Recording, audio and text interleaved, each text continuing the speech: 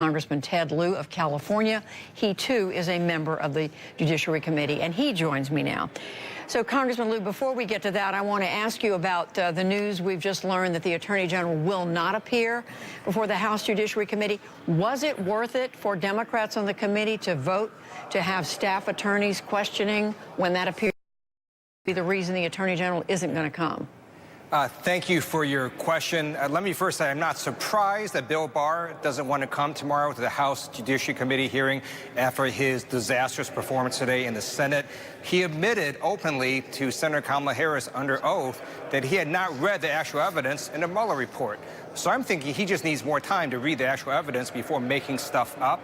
And I think it is perfectly acceptable for staff counsel to question Bill Barr, because that's what staff counsel have done routinely over the years in both Democratic and Republican administrations. This is nothing new.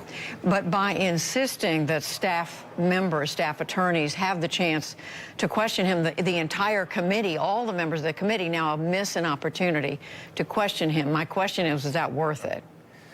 We certainly missed the opportunity tomorrow, but it doesn't mean that we wouldn't then subpoena Bill Barr to come before the committee, because Bill Barr doesn't get to tell the House Judiciary Committee how we run our committee hearings. What do you say, Congressman, to Republicans who are saying the Democrats have they've turned what is should be a typical government process into a political investigation, something that is driven by politics rather than by law?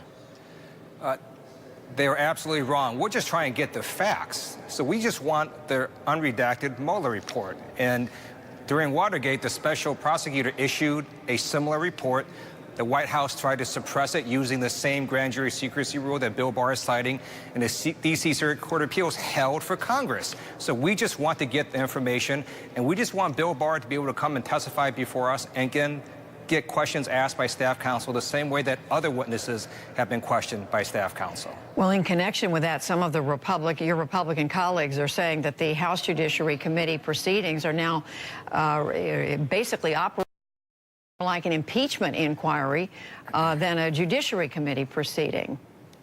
They were absolutely wrong. So last term, when Republicans controlled the House Judiciary Committee, I sat in numerous interviews where staff counsel questioned members of the Department of Justice. If it was good enough for Republicans last term, it should be good enough for Democrats this term. It is the Republicans who are trying to hide information from the American people. What more would you have asked the Attorney General had he come to your committee tomorrow? I would have asked him, why did he sit on the Mueller letter for so long? Because he clearly mischaracterized the Mueller report in his 4-page summary. Then he's told that he did that by Robert Mueller. And then the Attorney General goes out and lies to Congress twice and then does a press conference misleading the American people. That's beyond the pale. I would have asked him about those series of actions and how he could have done that knowing that Robert Mueller sent him a letter basically saying, stop mischaracterizing my report. I should add that I'm just being told, as we've been talking, that Chairman Nadler has said that he now believes that Special Counsel Robert Mueller will appear before the Congress in the middle of May. Do you have any information about that? Can you confirm that?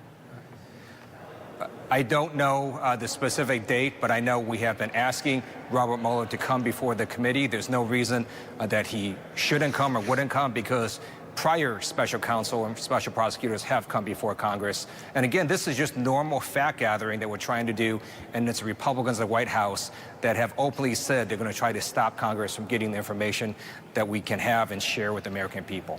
Congressman, I want to come back now to the Attorney General, because as we mentioned earlier, you are one of the Democrats who've called on the Attorney General to step down. Now that we know about the complaints, or rather the letter that went from the special counsel to the Attorney General after the Attorney General issued his own conclusions about the report. Why are you calling on him to step down? Because Attorney General Bill Barr has perjured himself in Congress twice.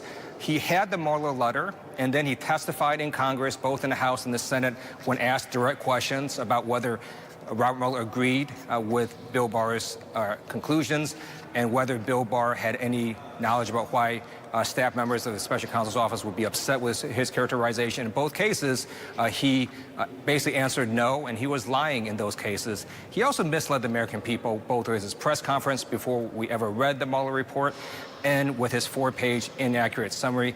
So Bill Barr wants to do this. If he wants to mislead the American people, he can do that as a member of the Trump campaign, but he can't do that as Attorney General. That is a position that requires independence, integrity, and an oath to the Constitution. Because he doesn't understand his job, he needs to resign.